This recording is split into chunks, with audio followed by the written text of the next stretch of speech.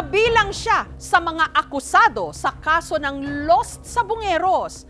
Pero bumaliktad para ikanta ang di manoy mastermind na sa linggong ito, kanya nang pinangalanan, si Charlie Atong Ang.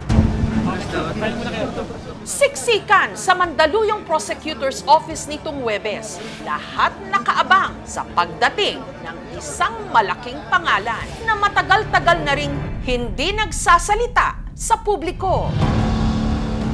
Maya-maya lang, lumabas na siya mula sa sasakyan. Ang business tycoon na si Charlie Atong Ang.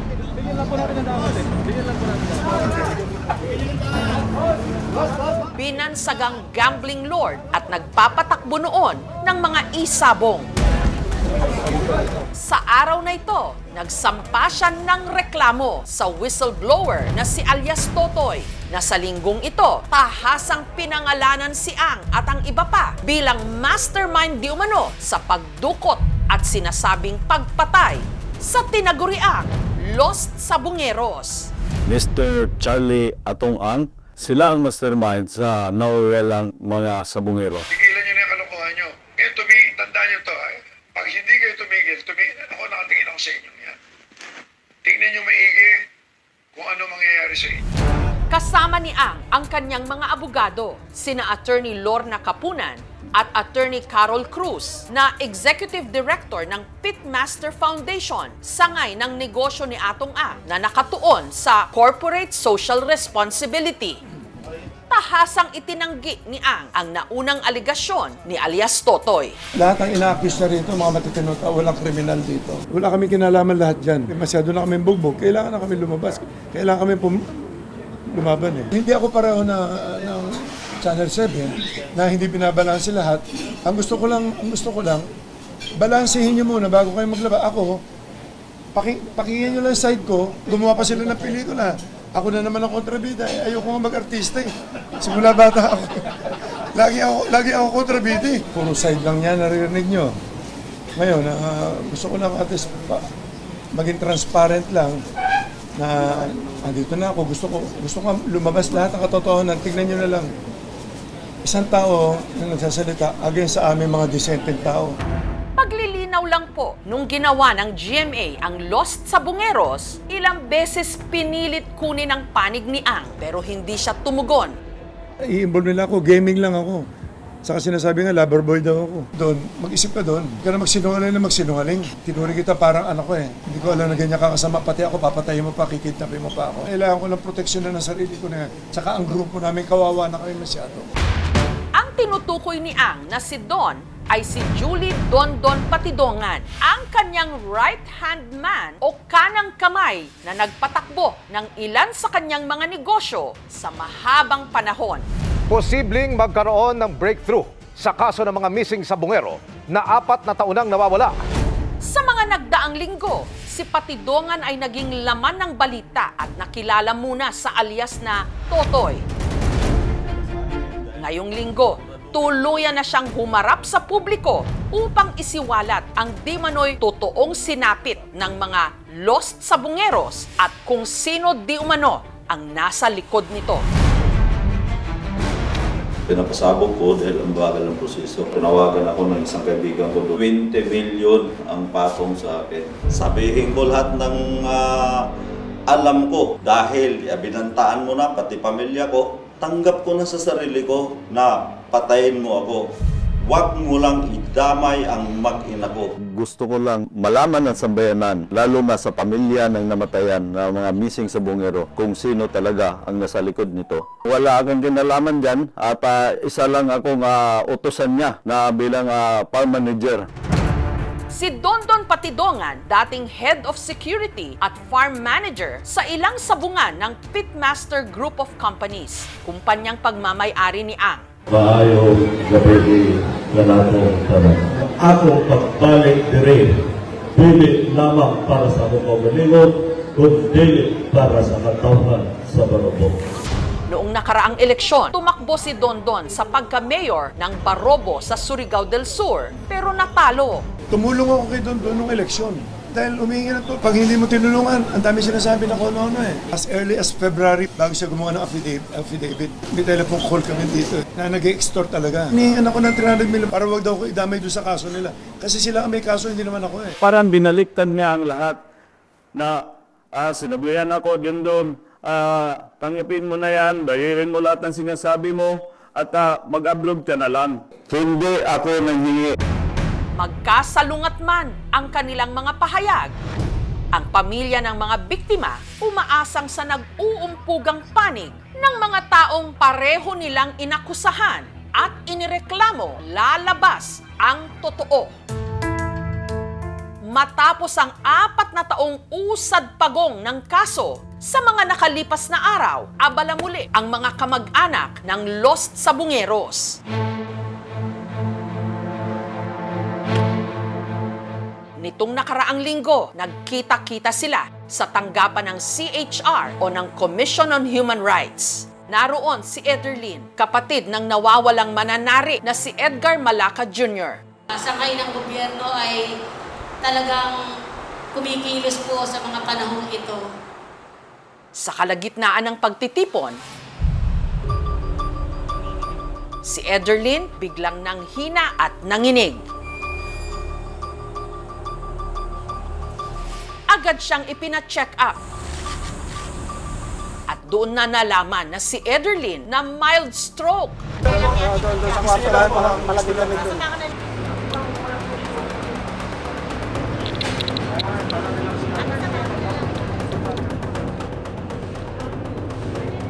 Isinugod na si Ederlyn sa ospital.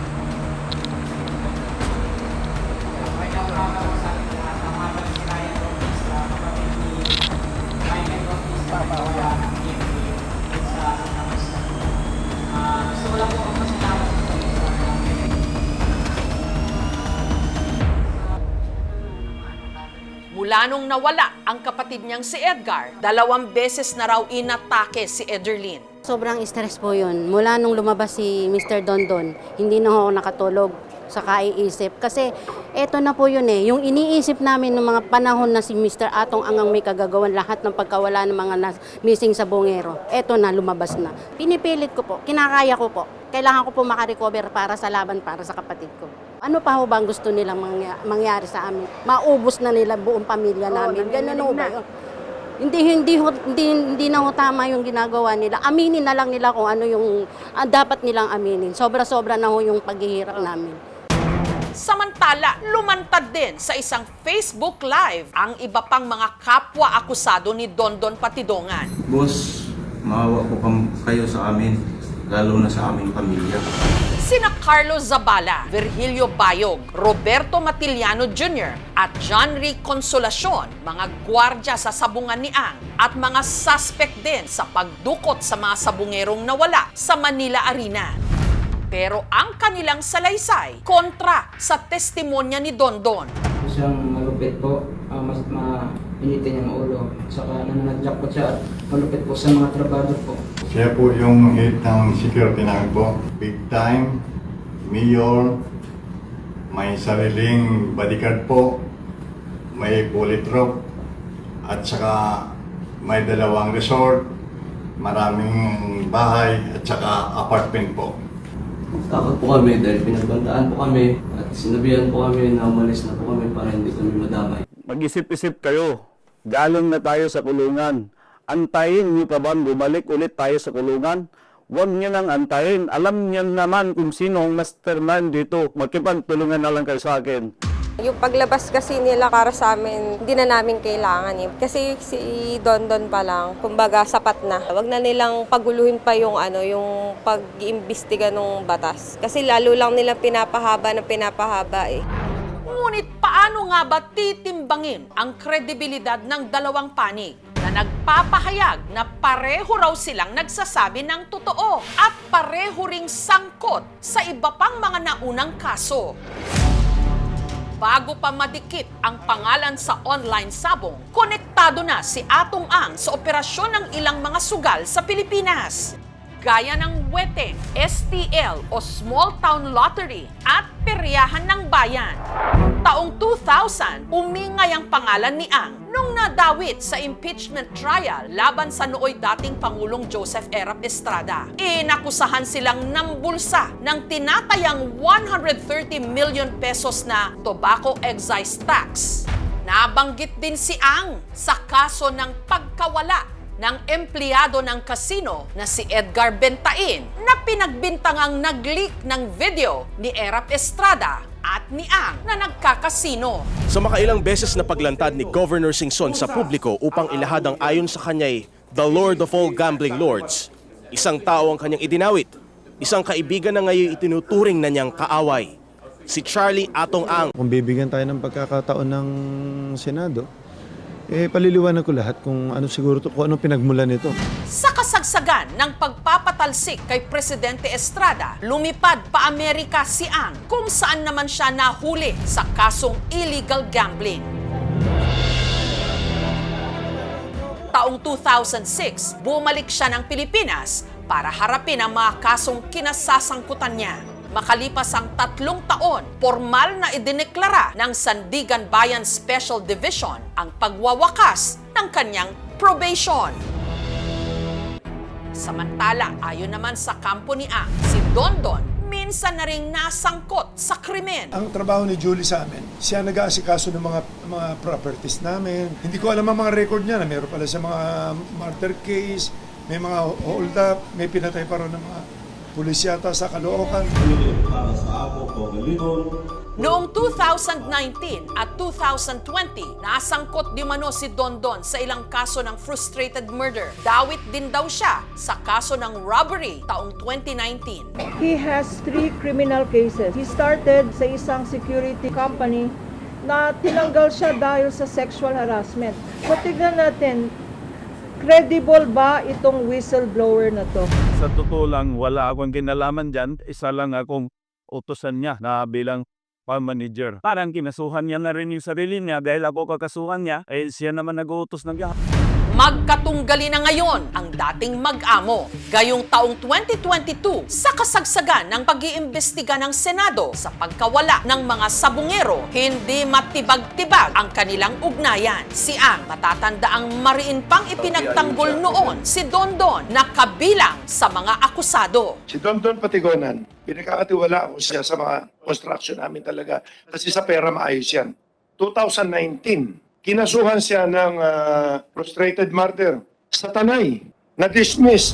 Hanggang sa tila nag-iba na nga ang ihip ng hangin nung si Dondon tumistigo laban sa dati niyang amo matapos di mano pagbantaan ang kanyang buhay pati na ng kanyang mag-ina. Nandyan sa affidavit ko yan, Mr. Charlie Atong Ang. Sila ang mastermind sa nawawalang mga sabungero. Mr. Eric De La Rosa, siya ang nagmamonitor ng mga palabas. Pag alam niya ang tsupi, pinapaalam niya kay Mr. Atong Ang. Then mag-uusap sila ni Celso Salazar. Then itawag sa akin na i-hold yung mga taong nagtsutsupi. Ako mismo ang nagbabayad galing kay Mr. Atong Ang. Yung pera na 500,000. Unlimited. Halimbawa 10, 500,000 pa rin ang bayad. Sa kanyang gumawa ng anumang Of course, hindi. Pinangalanan din ni Dondon ang ilang miyembro ng PNP at ng NBI na di umano sangkot sa kaso. Yung mga pulis na binabanggit mong kakasuhan, anong kinalaman nito? Ba't kasama sila sa kaso? Sila yung sila yung kumukuha sila yung kumakata at sila rin yung isa na inutusan na 6 na beses para patayin ako. Dahil ang koneksyon ni Atong Ang sa NBI nanggagaling. Tulad nung nag-imbestiga doon sa Manila rin inutusan pa si Mr. Atong Ang, sarain na yung kamera at nagbigay siya ng pera. Sino yun na involved? Pangalanan niya, ituro niya, kung hindi niya alam ang pangalan, pwede kaming mag-line up so that he can identify kung sino man yun. Siyempre, ako'y galit. Wala tayong choice kundi mag-issue ng motu proprio order para imbestigahan kung talagang involved nga ang ating mga kapulisan. Ang isa pang gumimbal sa madla, maging ang aktres na si Gretchen Barreto na kilalang malapit kay Ang kasama sa mga pangalang isinumite ni Dondon. Si Gretchen Barreto, kasama yan sa Alpha. Sila ang mastermind sa nawawalang mga sabungero. 100% na may kinalaman siya at dawa na lagi sila magkasama ni Mr. Atong Ang. Sobrang close nilang dalawa. Hindi nagutos pero alam niya ang lahat ng mga pangyayari. Nakipag-ugnayan ang aming programa kay Gretchen Barreto para kunin ang kanyang panig pero hindi siya tumugon. Samantala, sa inilabas na statement ng kanyang abogado, mariing itinanggi ni Barreto na meron siyang kaugnayan sa kaso ng Lost Sabungeros.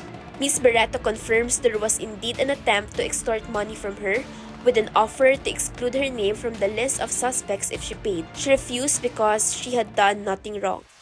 Sinubukan naming hingan ulit ng panig si Ang sa pamamagitan ng kanyang abogado, pero hindi sila nagpaunlak. Hiningan din namin ng panig ang kampo ni na Eric De La Rosa at Engineer Celso Salazar, pero hindi sila sumagot habang ginagawa ang ulat na ito. Pero ang tanong pa rin ng marami ngayon, kung talagang patay na ang mga nawawalang sabungero, nasaan ang kanilang mga bangkay? Paano sila pinatay? Killing ni Suple, yung tie wire, pinipihit sa leeg. Ito bang mga nawawala yung buhay pa?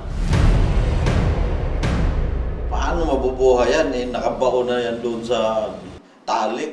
Ayon sa unang salaysay ni Patidongan, inilibing o inilubog ang mga ito sa Taal Lake. Bagamat nilinaw niya sa isang panayam sa linggong ito na hindi siya mismong nakakita sa pagbagsak o paglubog ng mga bangkay sa lawa. Sinabi na ng Department of Justice na susubuking sisirin ang ilalim ng lawa sa pag-asang makuha pa ang mga bangkay o mga labi. May ilang eksperto na nagsasabing imposible na yon. I just signed a letter for the Japanese government asking for assistance para magkaroon tayo ng seabed, lake bed mapping at iba pa mga capabilities. Sino pa bang makakaalam ng lahat ng mga baho nila sa isa't isa kundi yung bawat ano rin nila, di ba? Malamang possible talaga na alam talaga ni Dondon lahat. Meron na kami finally nakakampi. Ito ay isang malaking development kasi talagang for 4 years nag-aantay kami ng justice. Magdarasal na lang kami. Yun na lang ang tanging sandata namin kasi kung sa usaping pera wala naman kami nun. Siguro Diyos na ang bahala sa lahat. Hinihingan ako ng 300 million para wag daw ko idamay doon sa kaso nila. Parang binaliktad niya ang lahat. Hindi ako nanghingi. Sa magkakasalungat na mga pahayag, ang tanong, sino ang nagsasabi ng totoo at kaninong kamay o mga kamay ang may dugo? Hanggat wala pang hustisya, mananatiling mga tanong ang mga sagot at ang sinapit ng Lost Sabungeros ay kwento pa rin ng bansang naghahanap ng katarungan. Thank you for watching, mga kapuso. Kung nagustuhan niyo po ang videong ito, subscribe na sa GMA Public Affairs YouTube channel. And don't forget to hit the bell button for our latest updates.